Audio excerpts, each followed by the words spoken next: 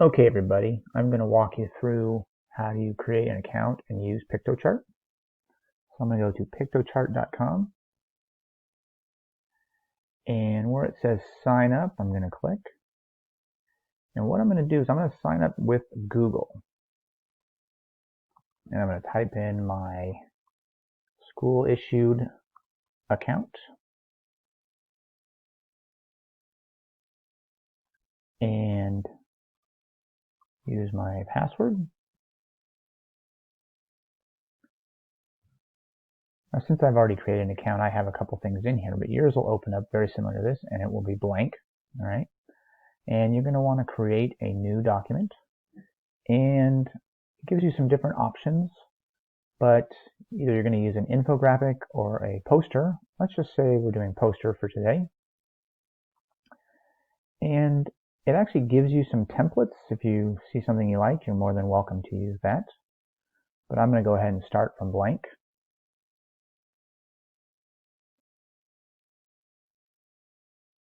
All right, so here's a blank document. And what I like about this and why I think this would be good for you to use for this assignment is it allows you to use these different design components, and one of them is a timeline, and you can go ahead and kind of look at some of the template designs they have here, and you could put your own information into it. Okay, so just for simplicity today, I'm going to use this one. It has different years, and one thing I'm going to do, this is a landscape version, right? It's landscape oriented. I'm going to change this, or excuse me, the portrait orientation. I'm going to change it to landscape.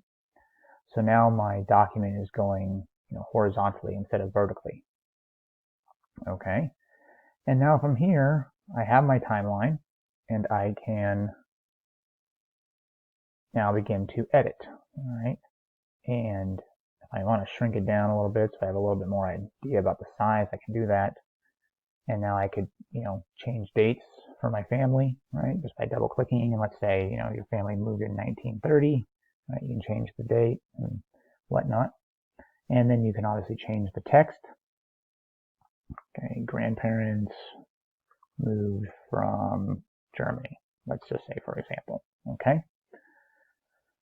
And then you can add in different shapes, right? You can change the style, right? You can change, let's say you're saying this is an environmental factor, right? You want to use some sort of symbol to represent the environment. Maybe you're going to use a little kind of a tree, and we can move that to there. Okay. So that's something you could do, or and you can search and look for other things that might better suit your needs. Okay, so don't feel like there's one right way to do it. Make sure you do what's best for you. Okay, all right, and then you can change other. Again, keep looking through this, see if there's something else that maybe works good for your own individual project. Okay, then you can add in little illustrations, little pictures of people. Right, maybe one of these meets.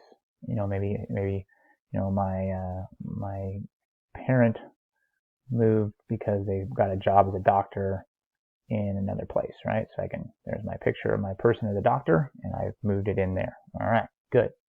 All right, so take your time, look at those things. They're kind of fun to see. They should work for you, hopefully. You can add in extra lines, right? You have to have at least 10 different entries, right? So you want to add lines. Let's just say you want to add in a dotted line, for example. You can create that and turn it where you want it to be, and you can attach that, and then you can add in a new date. Okay, so play around with that. Adding in photos. Right, these are all pre-created photos. All right, you probably are going to want to maybe put in some more personal photos, right? So use what you think is best. You can kind of change,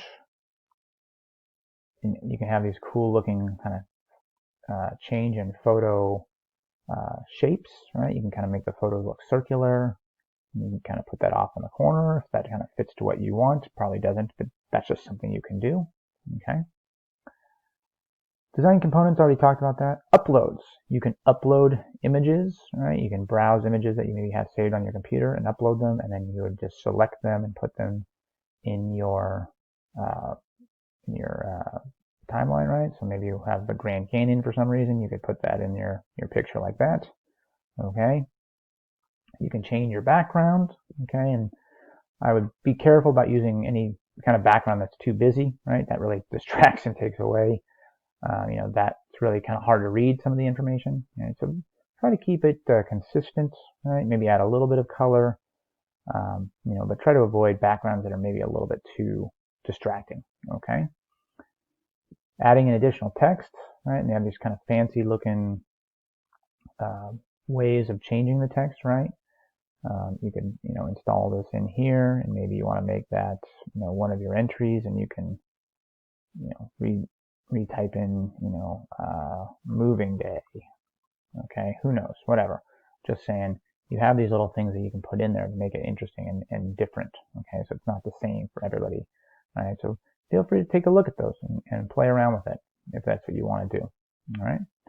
You can obviously change your color scheme, but this usually only matters if you're using like a template, entire template, but you're not doing that. Okay. Okay. What if you want to add in a map? Okay. So you're going to click on Maps, and like let's say you wanted to show that your family came from Germany. You could click on Maps, click on Europe, go to Edit this map, and now you want to highlight Germany. So let's say that's our way of showing where Germany is, and now I'm going to insert that map into my infographic, okay, or my poster. All right, and now you can put that wherever you want and wherever that fits with your overall presentation. Okay, that's a little big. All right, so make sure that you take advantage of that. So there's a lot of things you can do with this, using this as your digital timeline. If you have other questions, don't hesitate to let me know or come to student support.